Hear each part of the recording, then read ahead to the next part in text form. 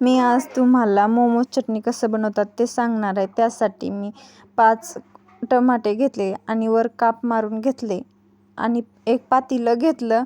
पातेल्यामध्ये 5 tomato काप मारलेले टाकले आणि त्यामध्ये 4 मिरच्या, लसूण आणि पाणी ओतलं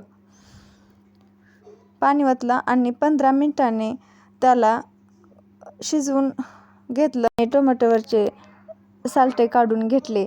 मग त्या काढून घेतले आणि जे मी शिजवून घेतलेलं होतं ते मिक्सरमध्ये टाकून घेतलं आणि त्याला ग्रेव्ह करून घेतलं, म्हणजे वाटून घेतलं आणि एक कढई गरम व्हायला ठेवली.